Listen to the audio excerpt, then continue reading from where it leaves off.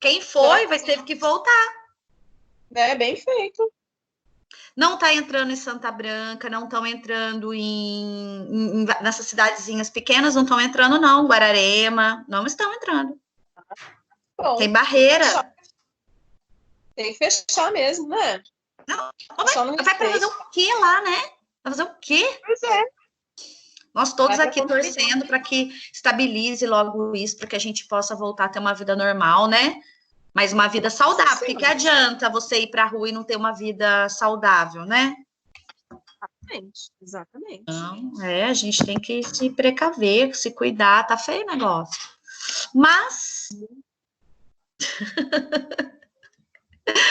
somos assim, né? Somos assim.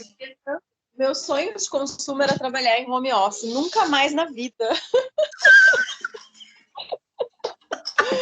Ai, olha, você nunca poderá reclamar que seus sonhos não foram realizados. Tá vendo? Nossa Gênio senhora, passou, você passou a mão na lâmpada, fez o pedido, mas não foi. Minha avó falava que a gente tinha que tomar cuidado com o que a gente pede, é verdade, viu? Concluí isso na prática. Nossa. Ai, gente, eu achava tão chique, tão glamuroso trabalhar em home office. Ah, meu Deus, triste. Ai, gente, é verdade. Mas diz que tem algumas empresas que vão aderir ao home office, né? Porque diminui muita despesa, né? Ai. Então, diminui a despesa, mas perde-se muitos clientes também, né? Então, porque tem os clientes mais tradicionais, né? Que querem presencial, que querem atenção ali, né? É difícil. Graças a Deus, esse risco eu não corro. Escola, a gente não tem problema. Imagina, menina, comprar as coisas pela internet somente, perder a graça de ter o contato, de escolher, de ter a opção de ver, né? Que estranho. Não é a mesma coisa, né? Ainda bem que eu não tô comprando nada.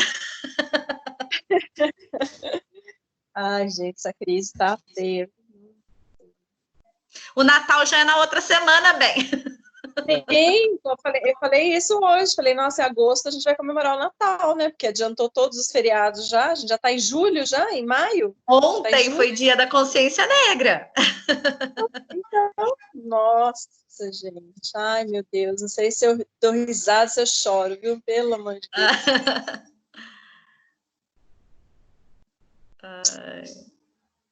E os pais estão querendo tirar os alunos, né? Porque estão pagando uma mensalidade e é difícil, e não né? estão, né?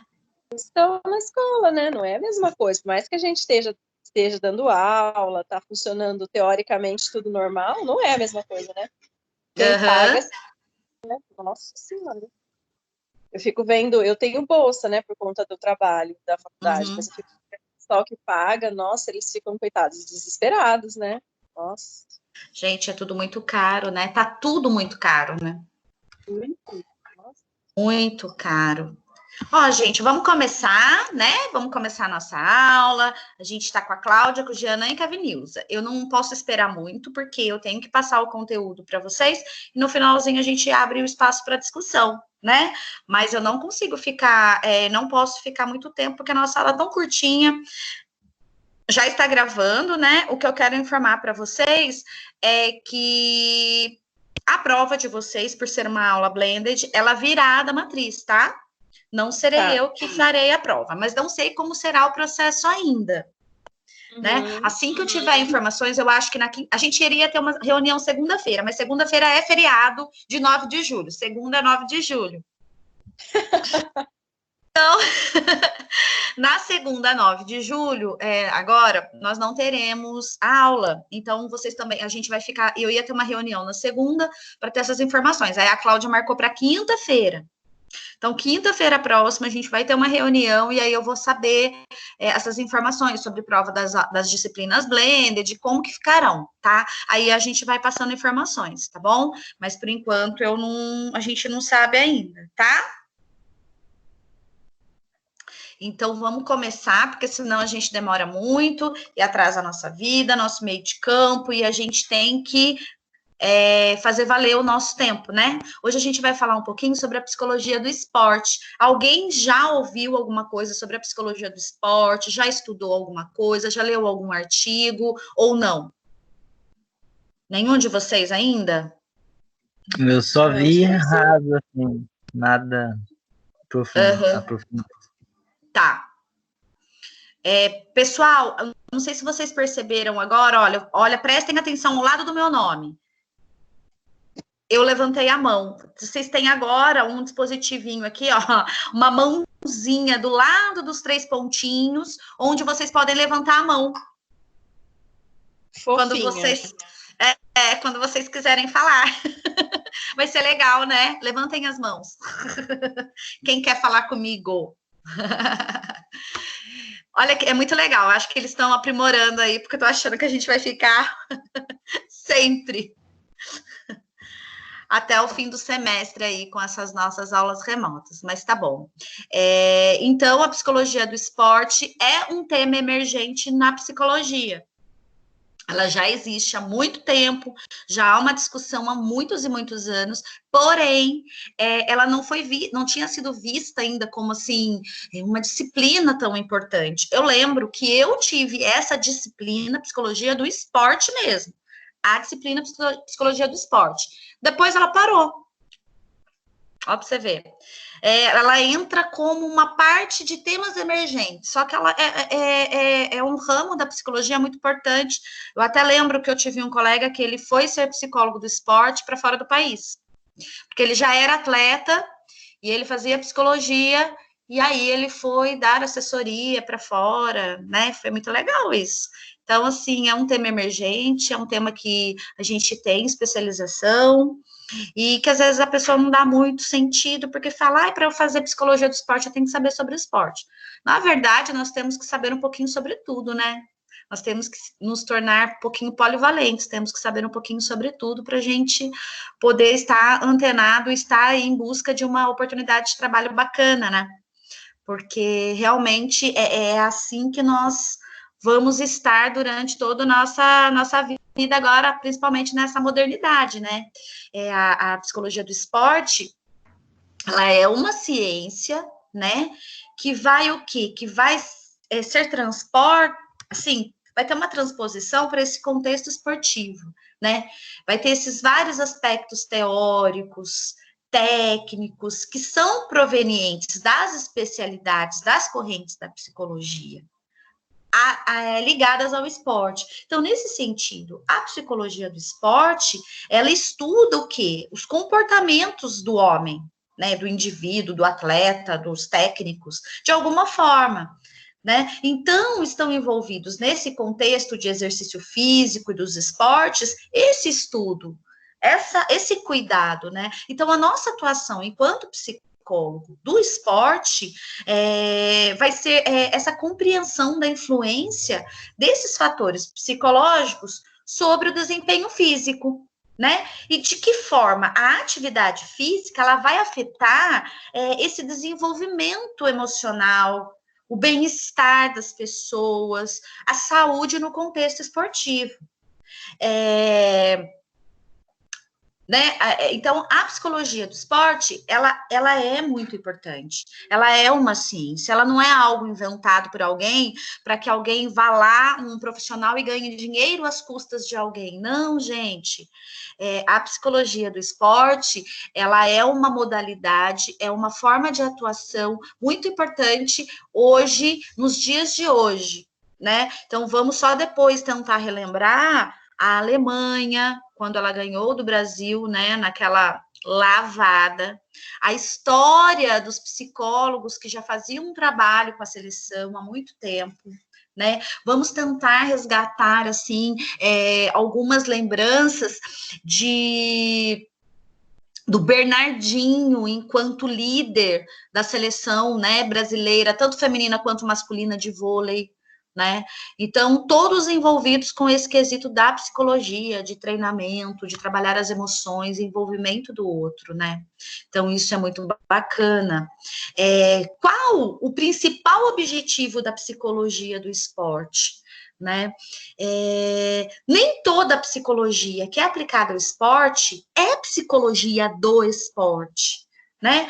A psicologia do esporte, ela vai objetivar a gente ter essa compreensão do indivíduo envolvido com essa prática da atividade física, né, e esportiva, sendo ela competitiva ou não. Então, assim, ela vai envolver processos de avaliação, as intervenções, né, uma análise de comportamento social que está presente na situação do esporte, tanto a partir da visão de quem vai fazer a prática, do que de quem é o espectador, de quem está assistindo esse espetáculo que é o esporte, né? A psicologia do esporte, ela é uma adaptação dessa teoria e técnica, dessas várias especialidades, das correntes da psicologia para esse contexto esportivo, né? No que vai se referir a uma construção de perfil, uma aplicação de avaliação para esses usos de técnicas de intervenção, que vai o quê? Visar o melhor resultado, visar rendimento esportivo das pessoas, né? Então, essa psicologia do esporte, ela tem esse olhar das nossas abordagens, né, das nossas teorias e das técnicas que utilizamos, né, no contexto da psicologia, das suas correntes, para esse contexto esportivo. Então, faz um estudo mais amplo do comportamento humano, sobre as emoções, sobre a liderança, sobre ganhos e perdas, sobre esses aspectos de se conhecer como pessoa, de se perceber como atuante nesse meio, para se perceber com a habilidade ou não, né? Para que saiba, e aquele aspecto da dedicação também, porque é importante, né? Não é só fazer um esporte, você tem que estar pertencendo àquilo, né? Então, assim, quando a gente fala um pouquinho da história, para a gente compreender essa psicologia do esporte, a gente vai em busca de alguns autores e estudiosos a respeito, né, dessa nova modalidade. Então, Coleman Griffith, ele é considerado o pai da psicologia do esporte, né? Ele iniciou uma pesquisa lá no início dos 1920, 25, uma pesquisa que ele abordava temas, né? Abordava temas como personalidade, capacidade, liderança, né? Competências, fatores psicológicos, sociais, todos relacionados a desempenho. Então, ele foi lançar o seu livro, A Psicologia de Coach, em torno de um ano depois desse estudo, desse início dessa pesquisa, né? E aí ele foi desenvolvendo outros estudos, né? Vendo sobre o atletismo, atuando como um psicólogo num time de futebol americano, né? Aplicando essas técnicas que envolviam desde os diretores até os familiares do grupo, né? Aumentando o desempenho coletivo de toda a equipe, porque esse atleta ele vai para casa, esse atleta ele tem uma família, esse atleta tem uma história também, né? Então, trabalhar esse envolvimento da família, para a família conhecer o esporte, conhecer a importância da motivação, conhecer a importância do incentivo, para que o atleta também desenvolvesse um bom desempenho, né? Ele também foi um psicólogo atuante num time de futebol americano, onde ele aplicava essas técnicas, e também foi graças a esse feedback, né, esse retorno de família, esse retorno de pesquisa, que a psicologia do esporte, ela foi ganhando um espaço, sabe, né, no nosso campo acadêmico, né, ganhando autonomia como uma disciplina sólida, efetiva, né, com abordagens cientificamente comprovadas. Então, assim, Coleman, ele contribuiu muito com a ideia com as ideias dos seus estudos, né, de campo, porque como ele trabalhava com os familiares, ele trabalhava com os jogadores, com os técnicos, ele envolvia essa questão de atleta-treinador, que ia refletir uma visão mais sistêmica, né, muito mais ampla, de como, assim, os princípios psicológicos interferem em situações competitivas. Como isso acontece, né? Como é importante nos conhecer para que nós possamos atuar efetivamente naquilo que queremos, né? A psicologia do esporte no Brasil, ela mesmo tendo seu início, que estava mais ou menos atrelado aos trabalhos que eram realizados mais de um século, né? No Brasil ainda ela é vista como uma prática emergente, né? Por isso que nós não temos não ouvimos tanto falando sobre isso, e eles tiram disciplina e colocam disciplina do esporte assim aleatoriamente, né?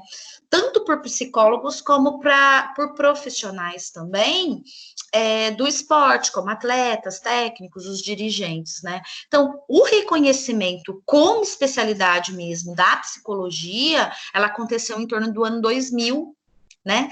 Então, os envolvidos, assim, eles não têm muita clareza com esse tipo de intervenção, pode ajudar os atletas, né, a aumentar o rendimento esportivo, ou até superar algumas situações adversas nesse dia a dia, né? Nós temos também o João Carvalhães, que é o pioneiro da psicologia do esporte, sabe? Ele, no Brasil, a gente vê esse marco inicial da psicologia do esporte com a atuação e estudos de João Carvalhais, né? Ele é um profissional, assim, com muita experiência em psicometria, né? Ele atuou no São Paulo Futebol Clube, né? Ele permaneceu por cerca de em torno de uns 20 anos no São Paulo, né? Ele esteve envolvido também na comissão técnica da seleção brasileira, né, da Copa do Mundo de 58. Ele conquistou onde a gente foi conquistar esse primeiro título mundial para o país da Suécia. Então, quer dizer, a gente tem um pioneiro aqui, né? Carvalhais, ele tinha essa extensão, né, de pesquisa, que até hoje a gente percebe que nenhum psicólogo brasileiro, gente, tenha ficado tanto tempo na mesma modalidade, trabalhando em um único clube como ele, né? Então, Carvalhais, ele era um psicólogo diferente para a época, né? Ele era chamado de professor, ficou esse tempo no São Paulo, e aí ele foi tendo uma grande evolução no seu trabalho. E aí ele foi incorporando algumas práticas. E aí surge a prática do aconselhamento psicológico individual dentro, né, dentro da psicologia do esporte, baseado no método humanista do Carl Rogers. Então, aqui a gente tem o Gienan, o Márcio e o Paulo Renato, que participam da aula de quarta-feira, que a gente fala sobre o aconselhamento, e a gente está discutindo bastante algumas coisas sobre a psicologia humanista, né, sobre Carl Rogers, sobre aconselhamento, e o Carvalhais, ele foi um dos psicólogos que introduziu esse método dentro da atuação da psicologia do esporte, né, porque ele queria dar uma visibilidade, assim, maior nas intervenções. Então, ele teve muitas contribuições, porém, essa mais lembrada mesmo foi sua atuação na seleção, né? Foram tendo muitos feitos, conquistas de título, né? Com o João no clube. Até hoje, quem gosta de futebol, quem é São Paulino, né? Ou quem é mesmo um fã de futebol e da psicologia do esporte, pesquisa, encontra, né, o registro das contribuições do João Carvalhais nesse modelo, né, nessa modalidade, mas esses fatos ainda não foram representando grande impulso para que a gente tivesse uma grande visão para essa área na psicologia, né, do esporte. Então, até porque a psicologia, ela foi ser reconhecida só em 62, né, e esse boom ele já estava fazendo bem antes, ele já estava envolvido nesse aspecto de auxílio, né, bem antes do reconhecimento da psicologia no Brasil. O futebol profissional, né, aqui no Brasil, em outros países, desde a década do início de 1900, em torno de 1920, ela foi se tornando, assim, um fenômeno diferente, né, das demais modalidades, tanto no que se refere a essa organização dos times, clubes, né, como pela organização dos eventos. Os atletas do futebol recebem remunerações, gente, milionárias hoje em dia, mas sempre foram grandiosas para os padrões da época já. Então, os jogadores de futebol sempre tiveram uma valorização muito maior do que as outras modalidades de esporte. Essa diferença também, ela é observada pelas comissões técnicas, né, que é composta por vários profissionais das áreas, né, nos campeonatos, tanto nacionais como mundiais. Né? A gente vê nas federações de futebol que sempre eles têm mais autonomia para organizar e gerenciar esses campeonatos.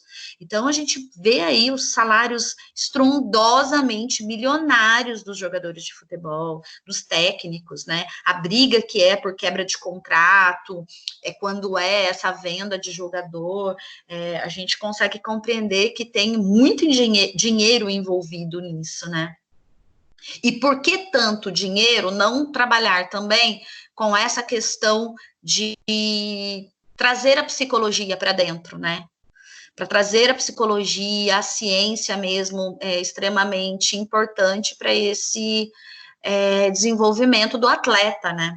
Então, assim, no Brasil, a nossa relação com o futebol, ela é mais singular, assim, né? Ela é uma prática que foi introduzida mais ou menos pelos ingleses no século XX e foi se tornando uma paixão, né? E por vezes um problema nacional, que a gente percebe que futebol, né, é uma coisa. A gente tem a Kátia Rubio, né, que é uma estudiosa da psicologia do esporte, sempre ela está aparecendo nas Roda Viva da Vida, quando está tendo alguma seleção, está tendo algum envolvimento com atletas, né, de campeonato, seleção, Olimpíada, ela sempre escreve, tem muitos artigos, e é uma das que a gente mais consegue perceber na literatura hoje, falando um pouco mais sobre o esporte, né, a psicologia do esporte. Então, para Rubio, lidar com essas situações assim, expectativas, ela não era algo simples, como ainda hoje não é, né? Mas com menos compreensão e possibilidades, né? O Carvalhais, em 58, ele conseguiu fazer a diferença. Então, dessa forma, ele marcou o início da psicologia do esporte brasileiro. Então, a partir dessas experiências, foram sendo acumuladas muitas informações sobre os envolvidos, né, individualmente, os atletas ou os times que praticavam esporte e atividade física, mas ainda não era compreendido como uma praxis consistente, né, como algo a ser estudado, algo a ser trabalhado, né. Então, o que a gente consegue perceber? Que depois dessas atuações pioneiras, né, desses grandes nomes, hoje a psicologia do esporte, ela segue como uma área importante que está caminhando lado a lado com a psicologia geral. Assim, a gente pode observar esse desenvolvimento não de uma, né, mas de várias psicologias do esporte, né, com referências que são distintas, que sustentam essa produção acadêmica, essa prática. Então, ainda segundo a Kátia Rubio, a psicologia do esporte, ela enfatiza aspectos mais biológicos, né, atualmente. Ela está estudando e atuando em situações que envolvam mais a motivação, a liderança, a personalidade, a agressão, violência, esse envolvimento de grupo, o bem-estar dos atletas. Ela está ampliando olhares para enfoques nesse campo social, educacional e clínico, né, de forma complementar. Ela incentiva que é importante o atleta buscar auxílio, buscar atendimento psicológico. A gente já viu vários atletas, igual o Neymar, já chegou a público e disse que faz terapia, entre outros esportistas que falam da importância de fazer terapia. Muitos nadadores, né, pelo processo de solidão, que passam fora do país treinando, né, e eles trazem contribuições a respeito disso. Então, assim, os estudos, a atuação nessa área, ela tem se desenvolvido. O que pode, assim, ser percebido no nível técnico de atletas e equipes, né, de alto reconhecimento e rendimento, bem como esse equilíbrio das equipes, o que demonstra que a preparação emocional, ela tem sido enfatizada, tanto se tornando um diferencial. A gente vê sempre acompanhar o Bernardinho como um carrasco, né? Como um cara que só estava pensando em ganhar, mas a gente não conhecia o lado dos bastidores dele com os atletas, o lado da motivação, da liderança. A gente só via aquele homem na hora do jogo, no intervalo, gritando com todo mundo, mas ele tinha algo desenvolvido ali com os seus atletas, né, com os seus meninos e meninas. Então, assim, a gente tem que estar bem atento a tudo que se envolve no quesito esportivo, né? A psicologia, enquanto ciência e profissão, que vocês tiveram, PCP, Psicologia, Ciência e Profissão, ela tem ampliado esses horizontes e ela vai dividindo, assim, espaço, realizando trabalhos, né, com outros profissionais. Então, a psicologia do esporte, quando a gente vai trabalhar com os atletas, com equipe, etc e tal, não é somente o psicólogo, nós trabalhamos em equipe, nós temos que ter todo um conjunto, a gente tem que estar envolvido com toda a categoria de pessoas e profissionais que trabalham com os atletas. A gente tem que dividir espaço. A gente tem que realizar trabalho em comum, né, com esses outros profissionais.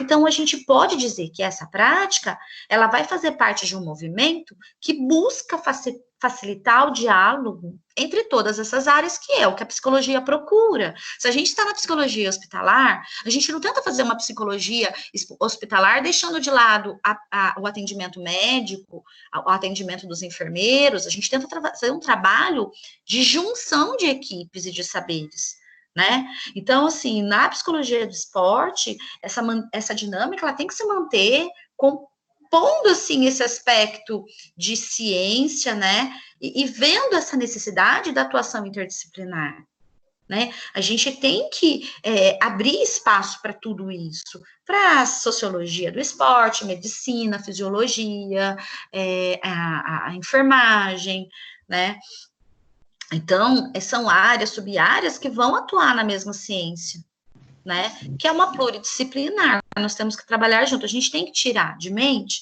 em que nós não só nós, os outros profissionais, em que nós não precisamos da ajuda do outro, muito pelo contrário, se eu, psicóloga do esporte, estou trabalhando com uma equipe e tenho uma conversa direta com o médico da equipe, com o nutricionista, a gente consegue elaborar planos de atendimento muito melhores, né, projetos muito melhores para trabalhar com os atletas. Então, essa concepção sobre esporte, né, que é bacana também, a gente vê que a concepção de esporte moderno, ela foi passando por muitas modificações, né, desde o início lá do século XIX, aí ele foi caminhando, né, essas características,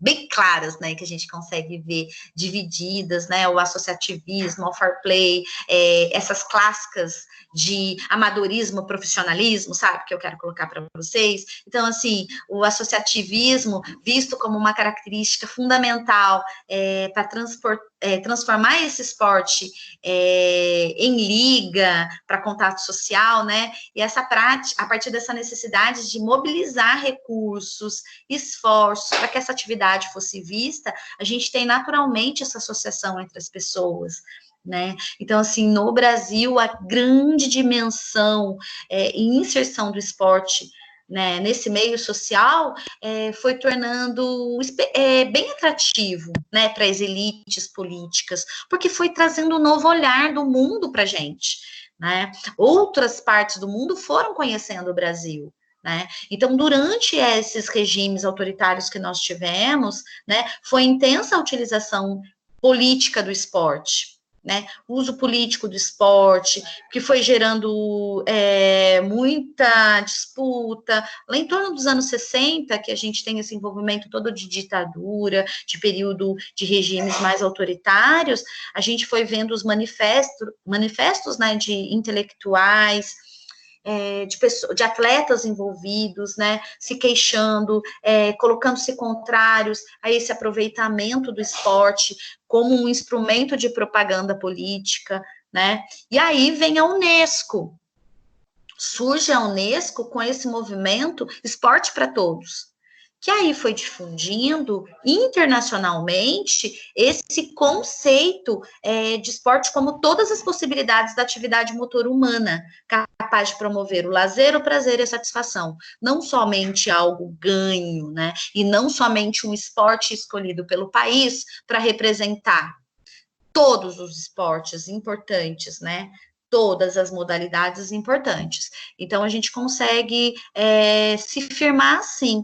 Então, o esporte ele é uma forma que favorece essa atividade coletiva, facilita a socialização, o desenvolvimento da nossa consciência comunitária, das trocas, do desenvolvimento da identidade, da representação simbólica das equipes, da minha forma de pertencimento a algo.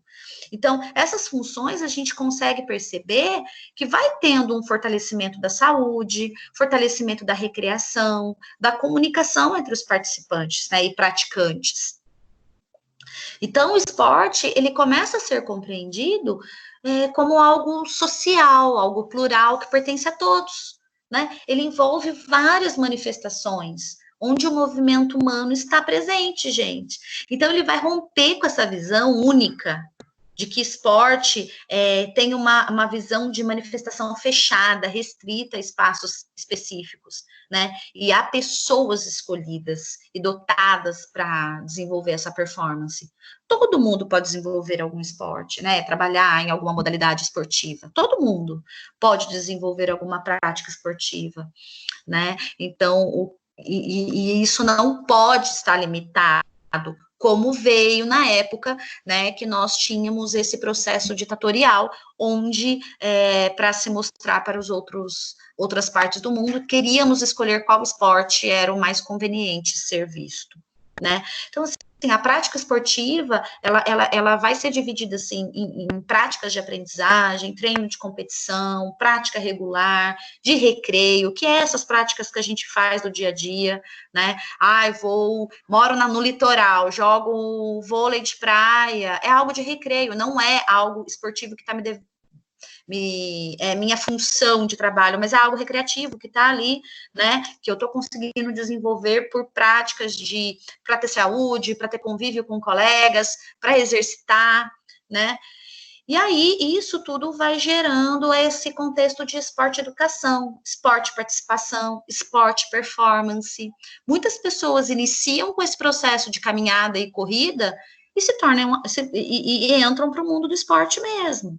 Né? Pessoas que sofrem acidentes, de repente, tinham uma vida sedentária ou uma vida comum, como nós, por exemplo, hora ou outra faço uma caminhada, dou uma corridinha, faço uma musculação, mas nunca tinham tido se desdobrado a exercer uma prática esportiva, né, mais efetivamente. Muitas pessoas sofrem acidente e começam a desenvolver uma prática esportiva, né, a desenvolver uma modalidade, a trabalhar numa modalidade esportiva e ter uma carreira voltada a isso.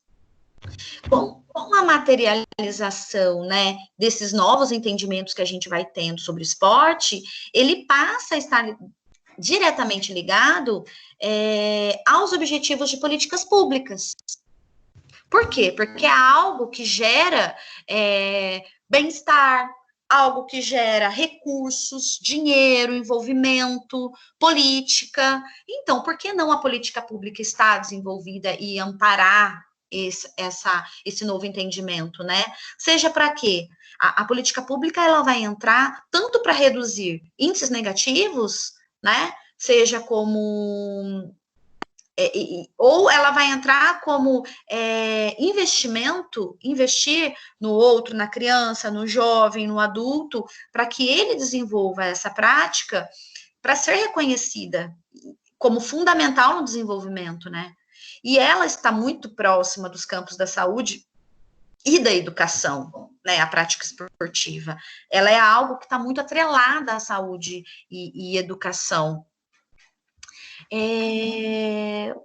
Esse âmbito, né, de espetáculo esportivo que a gente vê, por exemplo, numa Olimpíada, que a gente vê nas seleções, né, de mundo, nas Copas, ela vai juntar, ela tem uma mescla de sonhos envolvidos, né, sonhos dos atletas, dos familiares, da população, das políticas. Nossa, vamos investir no nosso país, vamos ofertar o nosso país para ser sede, né, em tudo que pode voltar de retorno, investimento na educação, investimento na saúde, transporte, né, nas maiores competições e variadas competições, assim, a gente vai ganhando mais do que perdendo.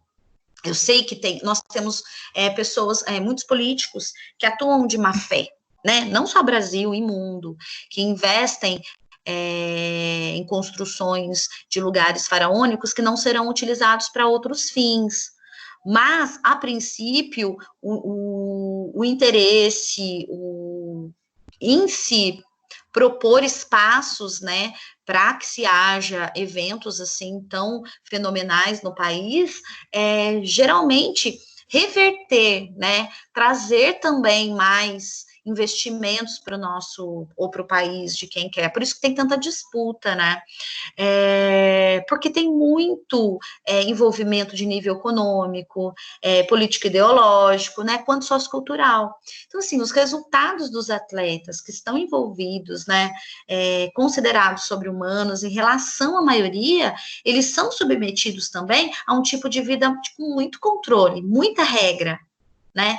Então, dessa forma, ele mantém a imagem heróica desse atleta, mas a gente não tem noção do tanto de cobrança, do tanto de dedicação que eles têm que ter, os atletas necessitam ter, os técnicos, para que se tenha, né, realmente um envolvimento mais vivo desses investimentos, né, que são feitos. Então, assim, no esporte de alto rendimento, nós, psicólogos, vamos trabalhar de várias formas. A gente trabalha analisando, transformando esses determinantes psíquicos, né? Essas emoções, esses sentimentos que interferem no rendimento do atleta, né? Individual ou atleta em grupo, né? Tanto o psicólogo quanto essa equipe multi, ela tem que buscar uma performance mais estruturada, né? E tem que trabalhar esse espaço institucionalizado mesmo, né? A gente traz um exemplificando aqui, que sabemos que quando nós acompanhamos aí, teve agora há pouco tempo que eu digo 1 ano e pouco, os atletas da modalidade ginástica olímpica, falando sobre a luta, a busca por patrocínio, a luta, a busca para manter um treinador, né? Para manter o investimento, para que eles possam treinar realmente, possam desenvolver essas técnicas e ter, assim, o que comer e ter o que vestir, porque é um trabalho, né? Então, quando tem um investimento, tem um patrocínio, essa marca vai junto com o atleta, para mundo afora. E é importante. Não vamos ser toscos e falar, ai, investe nisso, mas só ficam pensando, gente, o esporte, ele é algo lindo. A gente fica desesperado quando vai começar uma Copa do Mundo e a gente quer ver a apresentação, né? É um envolvimento para o mundo, né? Isso é muito rico, é muito bacana. Mas, envolvido nesse meio, tem muitos contextos da solidão, do desamparo, da depressão, né? Dos transtornos mentais. Então, assim, para tratar a depressão, transtornos mentais, esses atletas de alta performance, eles têm como aliado nós, os psicólogos clínicos, né, que vamos conduzir esse tratamento em parceria com médicos, psiquiatras. Então, assim, no dia a dia dos treinamentos, essa comissão técnica, ela vai contar com um profissional, né, que é o psicólogo esportivo. Nesse caso, o psicólogo, psicólogo, ele não vai tratar nenhum transtorno ou um atleta específico, mas ele compõe uma equipe técnica para formular estratégias para o competidor alcançar o pódio. Então, é como na psicologia escolar, nós não vamos tratar um aluno e esquecer os demais, nós vamos trabalhar o conjunto, nós vamos selecionando, nós vamos fazendo encaminhamento, vamos avaliando, vamos trabalhando de forma preventiva, né? O psicólogo do esporte, ele vem aí nessa contribuição para ser na atuação preventiva, porque pensem bem, um atleta ficando tanto tempo fora, em concentração, muito tempo distante de família, né, sem envolvimento, sem toque, sem ter o conforto do seu lar, ele fica abalado, né, psiquicamente também. Então, ele precisa desse apoio. E outra, gente, nós temos tantos problemas no nosso dia a dia, por que o atleta também não pode ter sua depressão, sua ansiedade, né? Ele também é um ser humano que está vulnerável a sentir as emoções do dia a dia, essa falta, né, do outro. Muitos, os filhos nascem, ele está fora, né? Perdem familiares. Então, tem muita coisa envolvida, né? Então, por isso que é importante a gente ressaltar que essa psicologia do esporte, ela não é limitada só à atuação de um grupo restrito, né? Mas ela também é para além da prática competitiva, né? A gente é bom, às vezes, visar que o público-alvo da psicologia do esporte é formado também por pessoas e grupos que praticam exercício físico regularmente, ou os que treinam regularmente para competições. Não é somente para o atleta que tem lá a credencial de uma seleção, né? Mas sempre incentivando, trabalhando com o objetivo de chegar ao final da prova ou de superar a sua própria marca. Não necessariamente o adversário. Então, assim, o maior objetivo é a sua marca pessoal. Quem eu sou, né? Além dessa tentativa de manter prática esportiva no cotidiano. Então, grupos ou pessoas que se aventuram para se aperfeiçoar, para ter essas relações interpessoais, nessa superação, né, de dificuldades, de convivência, né, com essas questões de tipo de prova, pessoas que descobriram o prazer em formar grupo, superar dificuldades, né, quantas pessoas não se reúnem para fazer práticas esportivas em grupo, porque descobriram um prazer em ciclismo, no atletismo, né, no triatlon. Tem pessoas que se envolvem, descobrem que tem uma paixão por algo que passou 20, 30 anos sem saber que tinha essa paixão, né, lá escondida, ou que tinha algo ia brotar, né?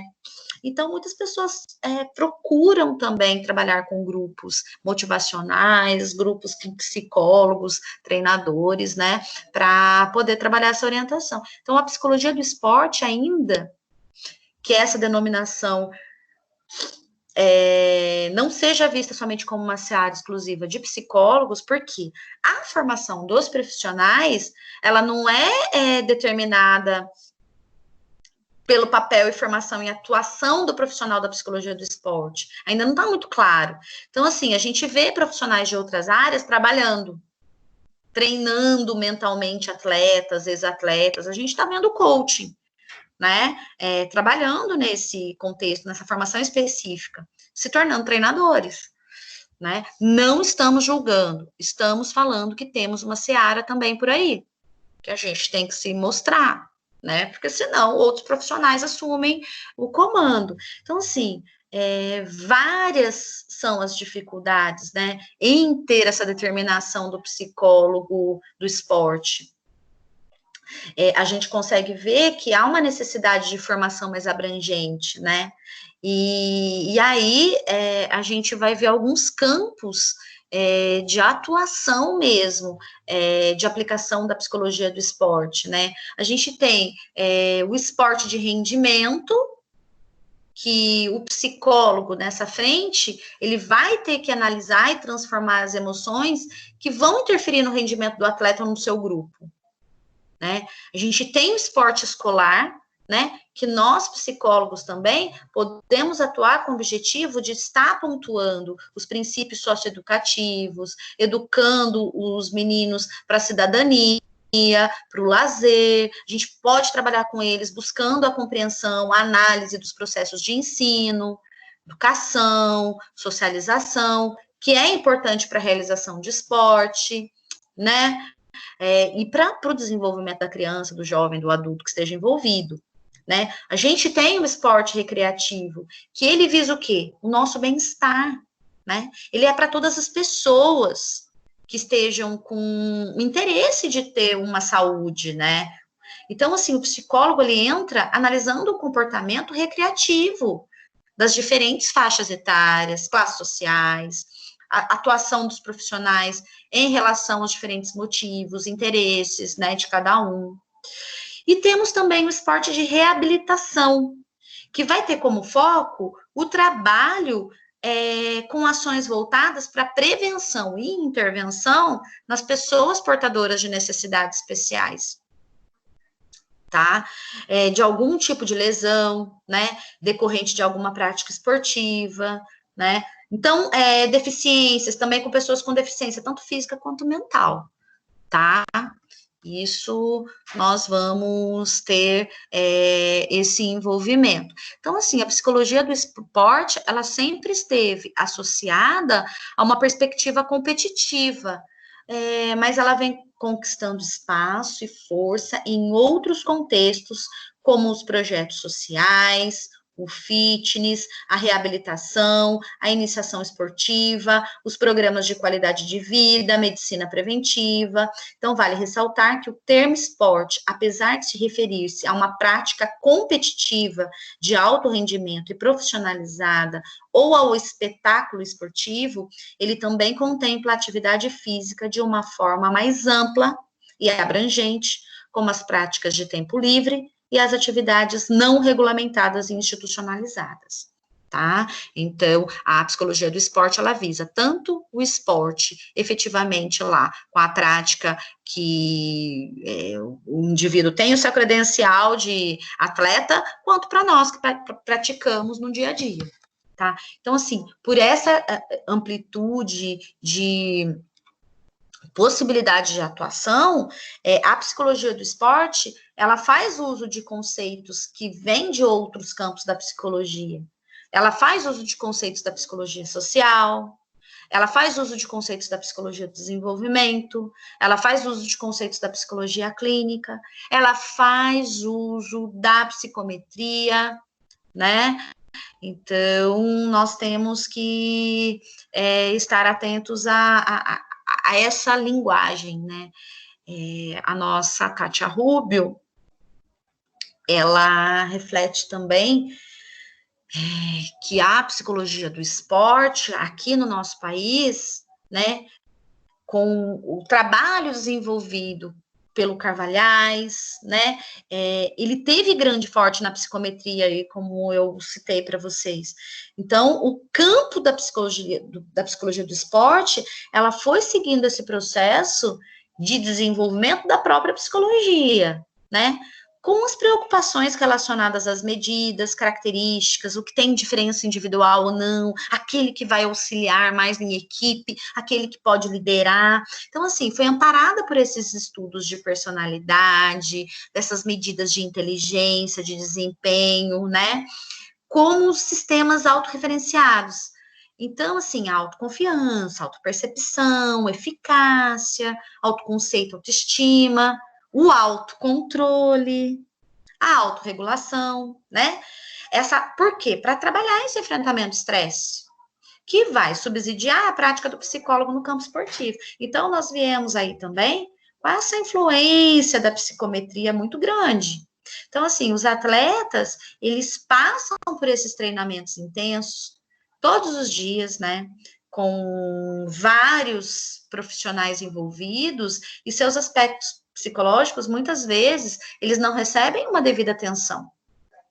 Então, a gente sabe que vai ter um impacto lá na frente no seu desempenho, quando a gente vai utilizando muitos princípios, muitos outros reforços que não são olhados de uma forma mais cuidadosa. Então, a gente tem que estar atento, que tem cobrança lá na frente, né? Tem uma cobrança íntima, o que fiz na minha vida? E agora? Não dei atenção, né? O que farei, né? Então, alguns autores, né? McGulag, Nobel, ressalta que para a psicologia do esporte são necessários alguns conhecimentos, como construtos psicológicos, teorias da personalidade, avaliação psicológica e psicometria, bem como sobre a periodização, o treinamento físico, tático, técnico, desenvolvimento físico, especialidades, né, biológicas e da modalidade esportiva de atividade física em questão.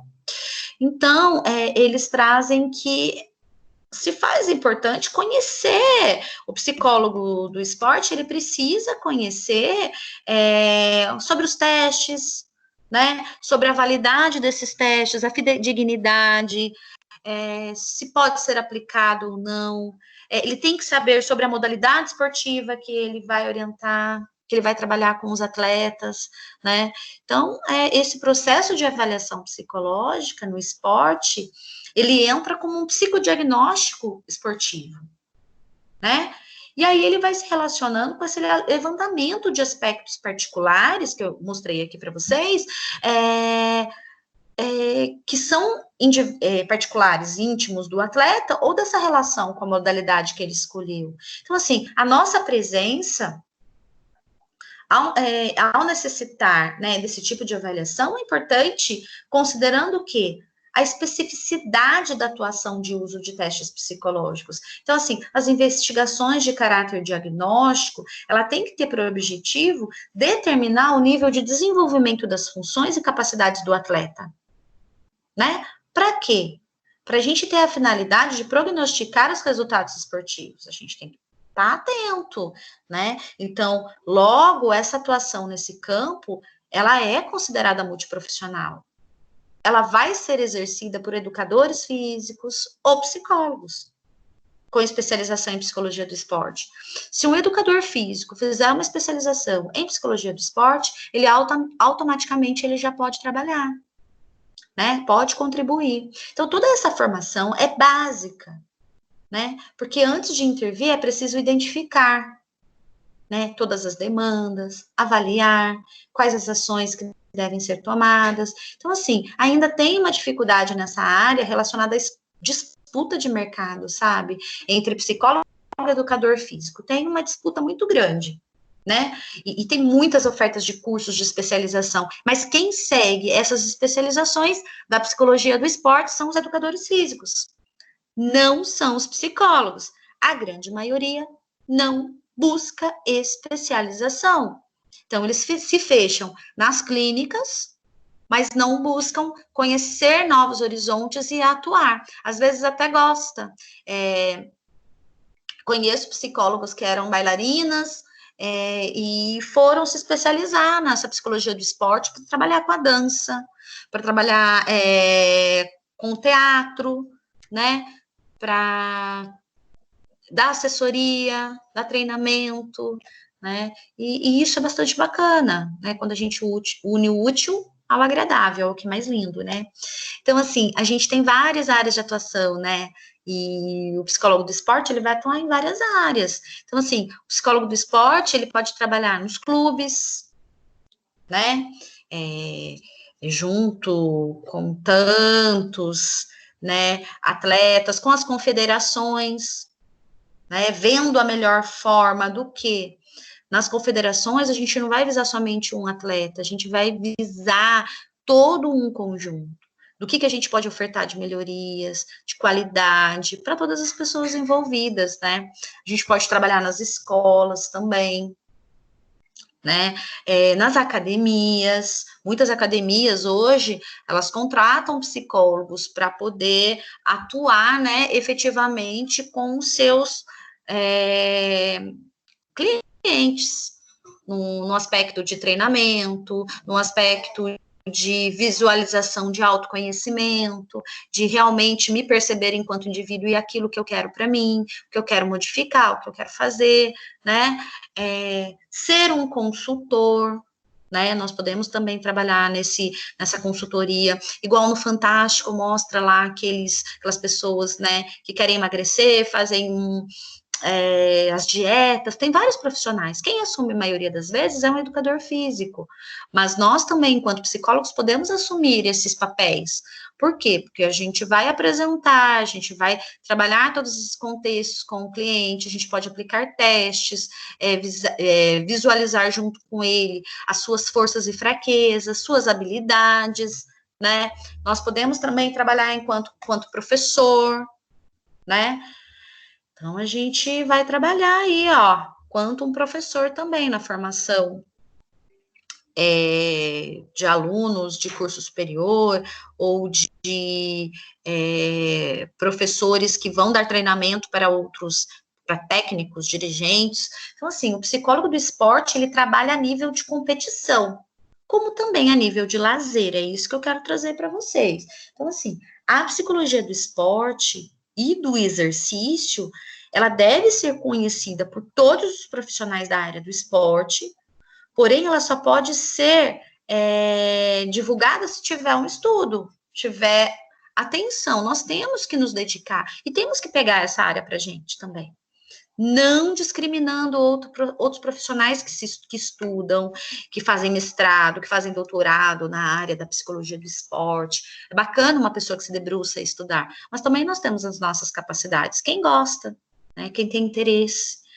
Então, assim, nossa função enquanto psicólogo do esporte, ela é uma função que nós temos que assumir, assim, exercer e atuar psicologicamente nesse ambiente, com os atletas, com o técnico, com o grupo, o clube, etc. e tal. A gente precisa realizar essa avaliação do perfil psicológico da atleta, né? A gente precisa fazer acompanhamento psicológico do esporte. A gente precisa trabalhar um treino mental desses atletas. Então, assim, o psicólogo do esporte, ele é um técnico, mas mental, né? Que educa atletas e praticantes de exercícios sobre as suas habilidades psicológicas, o seu desenvolvimento, né? Nós somos o complemento do corpo com o emocional. Tem um ganho maravilhoso, né? Quando se tem essa dedicação, quando se tem esse olhar, quando se tem essa busca, né? Então, o que é avaliar um atleta quando a gente coloca, né, como uma avaliação? É identificar esse seu perfil psicológico. Como? Através de entrevistas, de testes específicos, não é qualquer coisa, gente, né? Com o resultado dessa avaliação, o atleta ele pode se conhecer melhor, ele pode aprender como lidar com algumas situações, né? Além dessa etapa inicial de avaliação, nós, enquanto psicólogos do esporte, nós desempenhamos atividades de acompanhamento do atleta esportista, né? Durante seus treinos, durante os torneios. Então, é um trabalho realizado em parceria com a comissão técnica, quando tem, né? Quando tem. Então, assim, é também realizado sempre, periodicamente, os encontros individuais do profissional com o atleta. Para quê? Para que ocorra conversas, treinamento mental. É muito utilizada essa questão da TCC, né, da teoria cognitiva comportamental também, né? Com as tarefas, com o autoconhecimento, com as possibilidades. Então, assim, tem todo um envolvimento. Não que outras linhas não trabalhem, gente, mas simplesmente estou falando algo que a gente vê de bastante pesquisa. Então, a psicologia do esporte, ela precisa mesmo estar no temas emergentes, porque nós não temos na faculdade uma disciplina ainda até agora, na nossa faculdade, a disciplina de psicologia do esporte. Pode ser que próximo semestre ela surja como uma disciplina, né? Mas, por enquanto, não. Então, ela é um tema que é emergente e que é importante a gente estar fazendo uma leitura, fazendo uma compreensão, procurando ler um pouquinho mais, né? Saber quem foram esses autores que contribuíram um pouquinho, né, a respeito dessa difusão, dessa propagação da psicologia, né, que contribuiu bastante, nos trazendo benefícios, né? Porque mais um campo para estudo. Isso é muito bacana. Quando a gente fala da psicologia, a psicologia ela abrange tantas funções, né? Nós estamos com a engenharia, estamos com o direito, estamos com a medicina, estamos com com o esporte, nós estamos com todas, né, as funções. Então, isso é muito bacana. Alguém quer levantar a mão, quer comentar algo, fazer alguma pergunta, quer se posicionar, né? Não sei como que vocês estão aí, se vocês têm o interesse, né, de comentar alguma coisa, se já leram algo, né? Agora eu volto a falar que tem mais gente na sala. Se alguém leu alguma coisa sobre a psicologia do esporte, ou já participou de alguma palestra, ou de uma live, ou com alguém. Tem alguém com alguma informação para compartilhar? Não? Tá. Alguém quer falar? E alguém quer perguntar algo?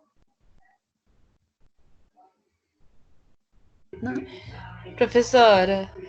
Hoje. Eu tava assistindo no Globo Esporte, só que agora eu não lembro qual que é o time. Porque eu gosto de acompanhar o futebol e o basquete, né? Aí eu tava assistindo no Globo Esporte, eu acho que é o Atlético Mineiro. Que a psicóloga do time, ela tá fazendo um trabalho tanto com os atletas, tanto com os filhos. Aí eu não consigo. Isso, com os jogadores, com toda a equipe, com o técnico, com todos. Aí eles têm uns exercícios regrados, né, com o técnico, que eu esqueci o nome. Ele acompanha, né, em live, para ter certeza que eles estão praticando exercício para não voltar tudo enferrujado, né, e perder o Brasileirão. Gordinhos. Porque jogador adora uma cerveja, um pagode e um torresmo, né? Ainda mais mineiro. Aí, além disso, ela fez um planejamento com os filhos também. Eu não consegui acompanhar porque eu peguei bem o finzinho, assim, sabe? Só a criança falando. Mas eu acho que se a gente digitar lá no YouTube, deve ter, né? Então, daí, tipo, tava falando que tava bem legal, bem interessante isso que ela tava fazendo, que para eles um acompanhamento, assim, direto da psicóloga é novidade. Olha que bacana, gente. Olha uma área aí pra gente trabalhar. Olha a área pra gente trabalhar. Você que gosta do esporte, assim. Oi? Você que gosta de futebol, de basquete, você pode se especializar. Interessante. Só que eu não sei jogar nada, só sei assistir e xingar. Amor, você não precisa. Não sei se é da certo, não, porque eu tenho times que eu torço, né? E se eu não conseguir na área do que eu gosto, aí não sei se é dar certo, não. Tá sim. Mas é interessante, professora. Muito gostoso, né? É ver essa nova modalidade surgindo. E assim, vendo como a gente pode desenvolver um papel muito bacana, né? Com equipe. Então, porque o que eu acompanho, assim, de esporte é que sempre tem muita confusão entre eles, principalmente com o técnico e os jogadores. E no Atlético Mineiro, a psicóloga ela foi remediando esse contato entre eles, porque o técnico ele acaba sendo um pouco grosso, né? Ele cobra demais. Ou então é um técnico bonzinho demais, aí tem aquele jogador que age feito um adolescente. E tem todos esses rolos de futebol, de jogador que saiu, que bebeu, que causou alguma coisa que sujou a imagem do time, ou que não teve um rendimento bom no jogo. E daí eu acredito que com a psicóloga atuando diretamente com eles, acaba melhorando a convivência e o rendimento, né? Nossa, e outro também, quando é equipe de grupo, quando é esporte de equipe, de grupo, se um age de má fé, por exemplo, foge, sai, eles perdem patrocínio. E não é ele que vai perder o patrocínio, todos perdem o patrocínio. Né? Então, eles começam a olhar o grupo, né? Eu me conheço e pertenço a um grupo. Então, eu começo a fazer esse estudo, essa análise, né? Da minha importância, da importância do grupo. E isso é bastante bacana, até para a gente viver em sociedade, né? Sim. E alguém mais? Então, vamos abrir para a nossa discussãozinha lá sobre o trabalho. Quem é que quer falar um pouquinho sobre o vídeo que assistiu, que eu pedi para vocês verem o vídeo? Quem quer falar um pouquinho hoje? Que aí eu vou anotar aqui Tá bom, Cláudia, vou marcar. Eu estou aqui com o meu celular marcando no bloco de notas o nome. Tá? Tá, eu fiz umas anotações aqui das 3 afirmações básicas que ele fala, né? O Antônio Curraliza, né? Porque a gente está falando, pessoal, sobre a psicologia do ambiental. Ambiental. É isso, né? É isso aí. Que era um vídeo do YouTube. Porque senão as pessoas podem, quem não estava participando pode pensar que a gente está falando da psicologia do esporte. Não, a gente está falando sobre a psicologia ambiental. Pode falar. Isso. E aí ele fala em 3 afirmações básicas, né, para definir a psicologia ambiental. Então, em primeiro lugar, ele fala que a pessoa, para ela se desenvolver, ou seja, para ela explicar o comportamento de uma pessoa, ela tem que considerar o contexto ambiental, né? A segunda questão, ele fala que o ambiente é um complexo de simulação. As pessoas modificam o ambiente e vice-versa, né? Então, é um viés de mão dupla. Uhum. E a terceira afirmação que ele faz é que a gente tem que buscar a maneira mais adequada para satisfazer com os nossos recursos, né? Com os recursos naturais que o ambiente nos oferece. Nossas necessidades e nossas metas estão linkadas a esse contexto, né, do que os recursos que o ambiente oferece e como a gente devolve esses recursos para o ambiente. Muitas vezes a gente não preserva, né, a gente não cuida do que é oferecido para a gente. Foi isso que eu anotei. Isso mesmo. Quem mais quer falar? Genan? Desculpa. A Keila. Vamos, Keila. A Keila levantou a mão. Vamos lá, Keila. Boa noite. Boa noite, Keila. Então, eu anotei que nós podemos concluir que uma pessoa, ela é fechada e ela pode focar somente na sua carreira, por exemplo. E conforme o ambiente dela, a sensibilidade, a sua família, ela vai adquirir a cultura dela e adquirir os transtornos também. Então, ela pode ter reflexo de estresse se ela estiver num ambiente muito fechado. Ou se ela tiver comunicação, tiver diversos grupos ali, ela vai ser diferente. Então, o ambiente me transforma e eu também vou transformar o ambiente. Igual o caso da poluição. Eu sou responsável pelos meus atos também. Isso aí. Então, os recursos que nós recebemos do ambiente é diferente de um lugar para o outro. Não existe certo ou errado. O que muda são os nossos costumes, o nosso desejo. A nossa vida é diferente. A forma adequada de vida para mim pode ser que não seja adequado para o outro. E o que é adequado para o ambiente talvez não seja para minha crença, por exemplo. Então, todos os estímulos que nós recebemos do ambiente poderá modificar a nossa saúde e também o modo da nossa vida e até mesmo o nosso pensamento. Se formos pensar na cidade de São Paulo, Lá é agitação, muita poluição, muita correria, estresse. Agora, se for olhar por uma cidade de interior, lá você encontra paz, comida natural, um ar mais puro. Então, nosso equilíbrio emocional também vai mudar de ambiente para ambiente. Foi mais ou menos isso que eu entendi. Isso aí, muito bem. Quem mais quer falar? Quem vai levantar a mão? Nossa, para de disputar, levantem a mão. Levanta a mão aí. Do lado dos 3 pontinhos tem a mão para levantar. Genan, fala, Genan.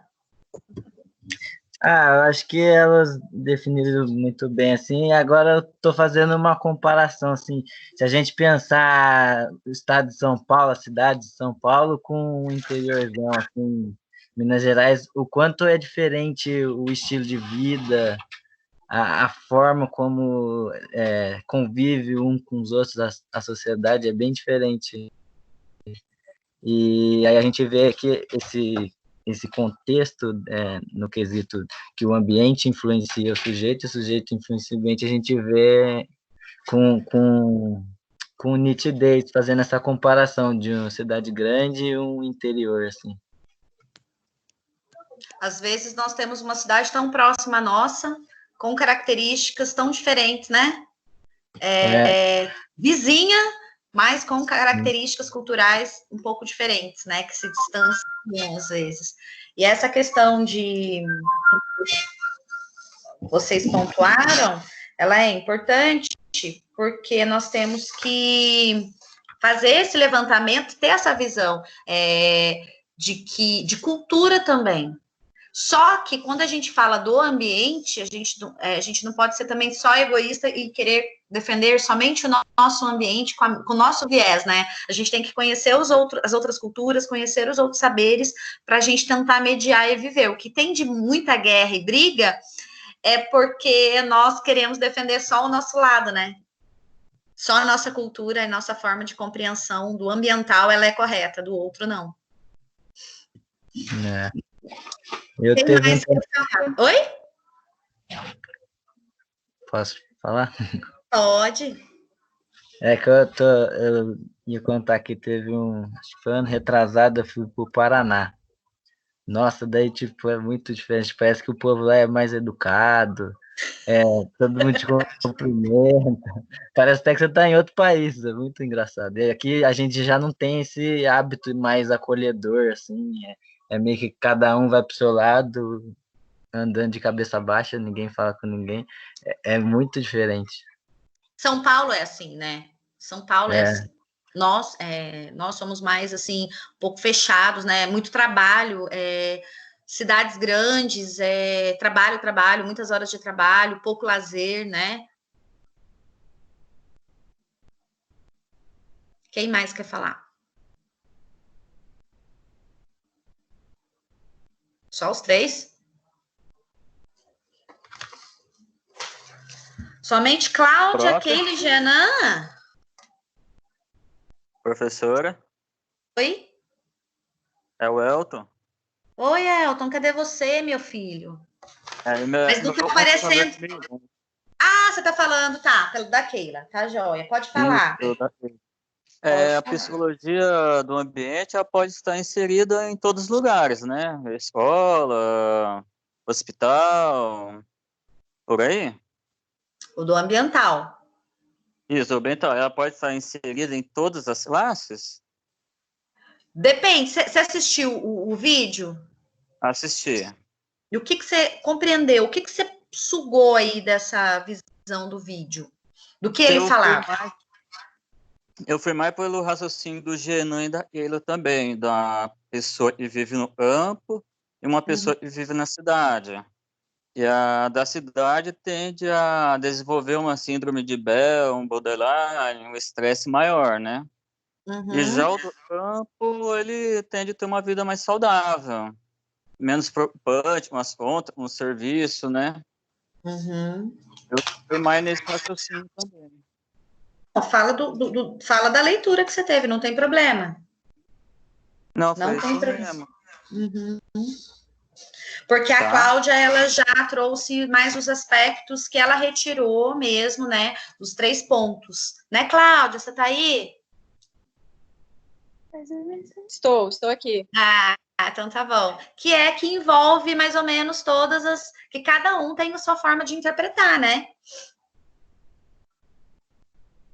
Isso mesmo. Quem mais?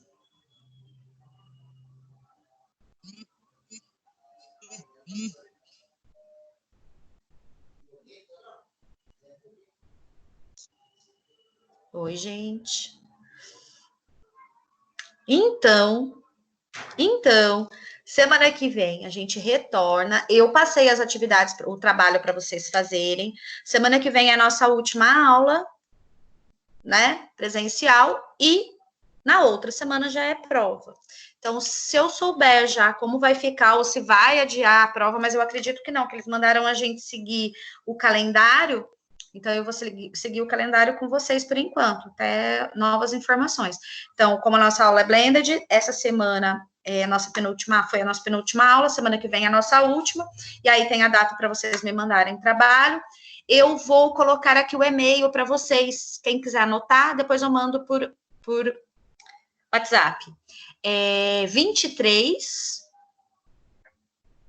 Vocês estão anotando? Quem... 23.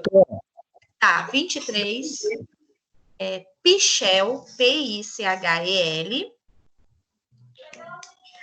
@gmail.com.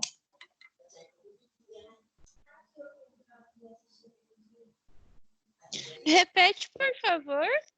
23. Certo. Pichel, Pichel, Certo. @gmail.com. Correto. Ô, professora, semana passada a nossa internet estava tão ruim que eu não consegui assistir a aula toda. A senhora eu vou passou um trabalho? disponibilizar ela. Eu vou disponibilizar. Oi? Deixa eu ver, me passa seu celular. Ai, não. Deixa eu ver. Quem que tem seu telefone? Você tem problema de passar seu celular aqui para mim, por aí, falar? Não é comercial, meu número. Então pode falar. Pode falar. É 12 Uhum. 98185 Uhum. 1054. 10? 1054. Tá, vou montar aqui e já mando para você o trabalho que eu mandei para os meninos. Tá. Mas eu mandei para Elaine. Não, é que assim, eu não entendi. É para escolher um tema e aí eu só queria entender melhor. Tá bom. Você vai escolher um tema e você... Todo mundo já escolheu o tema aí ou não? Eu já. Creio que não. Eu ainda não. Não? Então, deixa eu ver Não. aqui, ó. Tá. Então, a gente tem... Só para eu ver os temas que tem aqui, que eu tinha anotado ele. Vou ver aqui, ó. Tem os temas: psicologia do consumidor, saúde na perspectiva da redução de danos, psicologia, gênero e sexualidade na contemporaneidade, psicologia e sistema prisional, desafios e perspectivas. Aí é para discorrer sobre esse tema, a gente vai usar o capítulo do livro que fala sobre isso, e de mais um artigo. Vocês vão pesquisar mais um artigo. E assim, vocês vão falar sobre esse tema, suas contribuições e fazer críticas necessárias. É particular de vocês, tá? Vocês vão ler o capítulo, vocês vão ler um artigo e vão pontuar, vão colocar pontos consonantes, pontos que você discorda, que você critica, tem que ter essa opinião. Não esqueça de falar do tema, contribuição e fazer crítica necessária. Coloquem referência bibliográfica, por favor. Pode ser feito individual, dupla ou trio, até trio. Tá bom? Tá bom.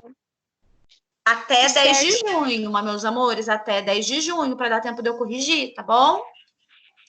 Tá bom. O capítulo tá no AVA? Tá. Beleza. E Tá o bom? artigo eu vou dar Você vai pesquisar. Bom. Isso aí. Ó, tá joia. Obrigada, viu? Não é nada, imagina. Até. Mais alguém? Até, meu bem. Alguém mais tem alguma dúvida, quer perguntar algo? Estou à disposição. Não, Professora, professora. esse aí é só para entregar a parte escrita, né? Não é para apresentar aqui, não. Não. Beleza. Tá bom? Tá Tá ok, bom, então. professora. Obrigado, Então, professora. por nada. Um beijo para vocês. Se cuidem. Segunda é feriado, né? Descansem. Estudem. Fiquem bem. Para a gente se encontrar, Amém, professora. né? Tchau, professora. Boa noite. Boa noite, Tchau, amores. um abraço. Tchau. Bom final de semana. Até mais. Tchau, igualmente. Até. Até.